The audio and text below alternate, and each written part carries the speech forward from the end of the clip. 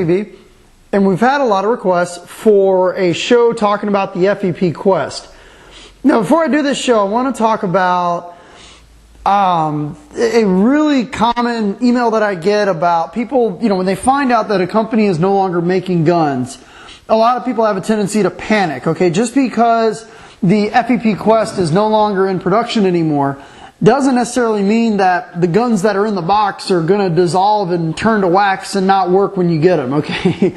You have to understand that just because a company is either A, no longer in business, or B, that, that gun is no longer being manufactured, doesn't necessarily mean that the gun in the box is a bad deal or it's a bad product, just for whatever reason. The company either A, just isn't making them anymore or whatever. But there's still a lot of deals to be had out there on the paintball market with guns that are no longer in production, but still function just fine. Now, the FEP Quest, the first time I saw this was when the Raiders got them back a few years ago.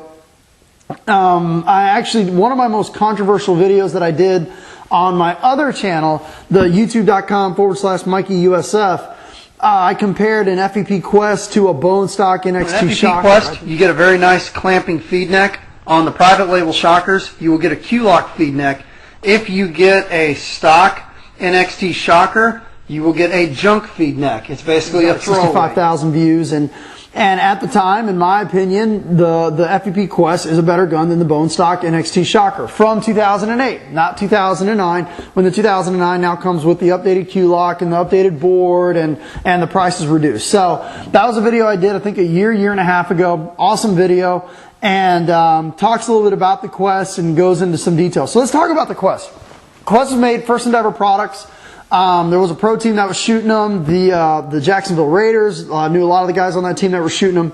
The Quest, when they first were released, just like many gun companies, just like many guns, the first couple releases had some issues with it. They had some issues with the high pressure piston not sealing properly, a couple little minor quirks here and there. But they got them all resolved, and the owner of the company, Chris Cole, knows exactly what the problems are and knows exactly how to fix it. So if you pick up a Quest and a brand new Quest in the box and it's kind of acting kind of funny, there are two companies that are repairing these guns. The first one is Critical Paintball. You go to criticalpaintball.com. John Paul Fortunati is an authorized Quest repair center. I've sent Quest to him that he's fixed. Chris Cole is still keeps in touch with them, so if there's a problem that they can't get to, they get it to basically the owner of the company, and he can fix it. So if you have a Quest, rest assured, if you have an issue with your gun, you can still get O-ring kits, you can still get parts, you can still get everything that you need for your Quest at criticalpaintball.com. Let's also talk to start the video off about the different boards that came with the gun. Gun had like 5 or 6 different boards that you could get. You could get the stock Innovic board. Now, if you need to get your board updated, you go to inoviq.com, innovic.com. And the gentleman's name is Nicholas Wong, and you can get your board updated, I think, for like $15. They still do the programming, so you can be PSP 10 ball per second compliant. Still, you can get your board updated, no problem at all. I think it's like $15. They have it back to you. They ship it out like 2 days later, very quick. I believe the guns also came with a WAS board. One of the aftermarket boards you can get was the 8 board. You could get a Lucky board for it. And probably one of my personal favorites was the Virtue board. Virtue also makes an aftermarket board for the Quest. Awesome board. But the Quest is a great shooting gun. Now, I'm not sure where the resale market is on these. I'm not sure what they're selling for right now. I would say if you could pick this gun up right around between the $300 to $400 range, that is a great price for this gun. It's got, a nice 14-inch barrel on it. Comes with a clamping feed neck. This one has an aftermarket, but it does come with a nice little clamping feed neck. Low pressure regulator and a high pressure regulator. Now, it's kind of interesting when you compare spool valve guns that are high pressure only, like a PMR, like a Droid, like a shocker. I'm trying to think of some other single regulator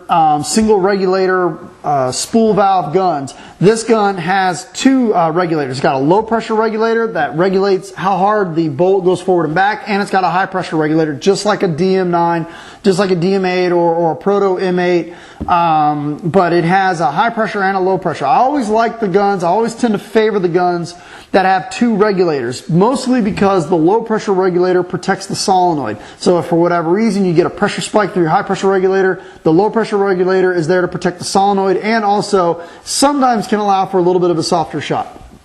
The gun comes with a nice 007 two-piece barrel, tons of porting on the barrel.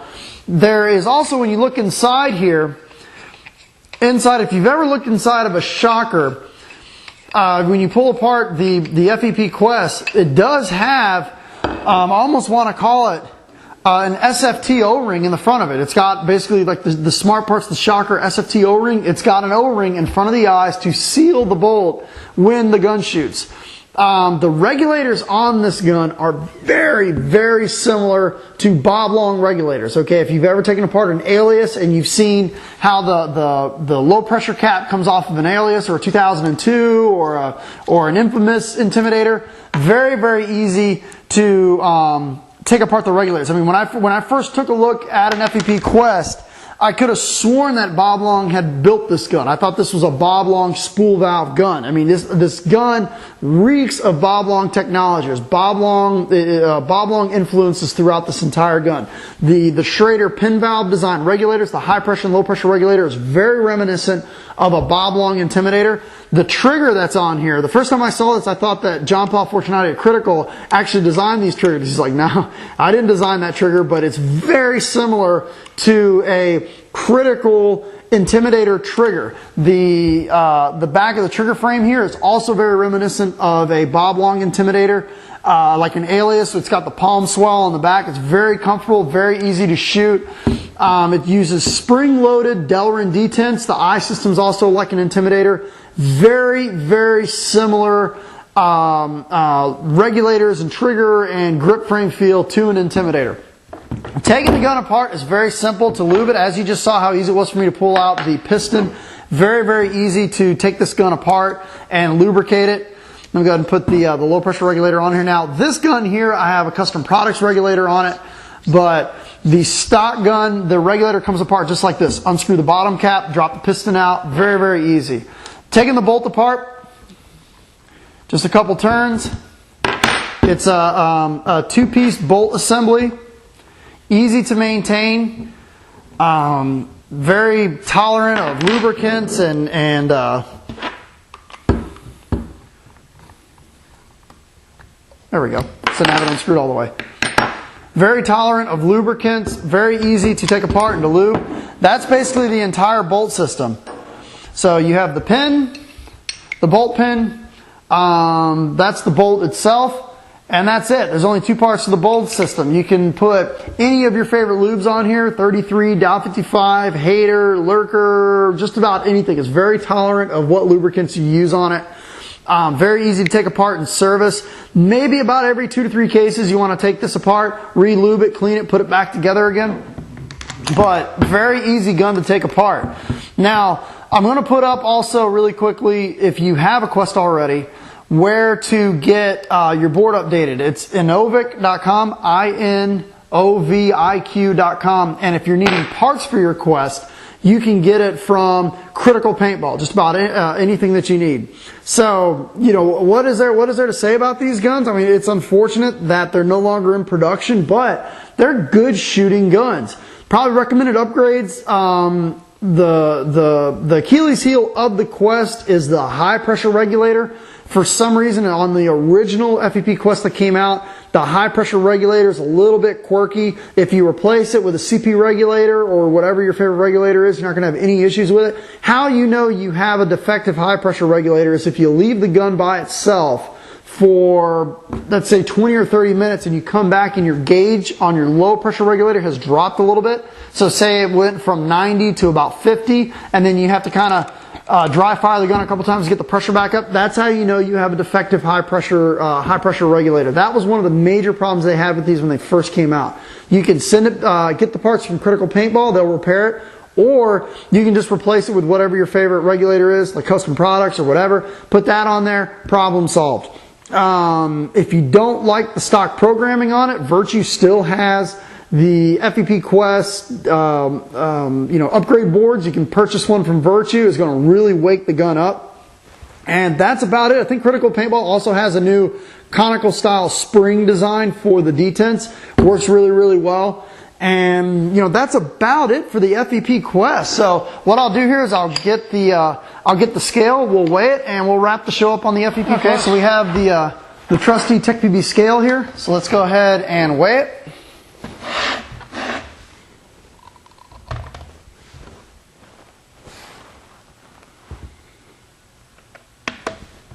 Okay. And a little bit of a pot-belly pig, especially for 2009 standards.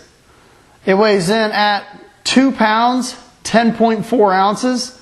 2 pounds, 10.4 ounces for the FEP Quest. And actually that may even be a little on the light side just because my particular Quest has a Custom Products regulator on it. So, what kind of efficiency can you expect from it? You get probably anywhere between maybe 10 to 11 pods, on the gun. It is a spool valve, so it's as we all know, the spool valve guns are a little bit less efficient than the poppet style guns, but they're solid shooters. I really like these guns. I wish they were still in production. When you're out there using them, they really are very consistent, very accurate, very quiet, shooting guns. So, if you can pick one up in that $300 to $400 range, I would say jump all over it. And if you have any issues with it, contact Critical Paintball. If you need to get the stock board updated, go to Innovic.com. If you want to update the board, I would definitely recommend, giving Virtue a call. They still have the FEP Quest boards in stock. And that's about it. So, shoot me an email if you have any questions on the Quest. I also talked to John Paul at Critical Paintball. He says he's got a promotion going for the TechPB viewers. If you give Critical Paintball a call, he might have a couple of these on sale if you want to buy them and give them a try. Great little guns.